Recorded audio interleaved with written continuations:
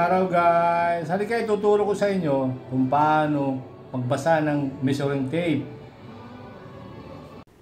Guys, ang mga hindi po pamilyar sa inyong measuring tape at sa bawat guhit nito, halika at panoorin hanggang sa dulo. Malaki po ang matututunan nyo po. Gamit na gamit nyo to sa pag-a-apply lalo na sa construction. Yan, dito nyo po makikita ang pagkuha at pagsukat kung paano makuha ang 1 foot, 1 cm, 1 mm at iba pa. Yan. Kung di nyo nakuha sa unang panood, pwede nyo pong ulitin para makabisado nyo po. Yan po. Pati mga parts nandiyan dyan po.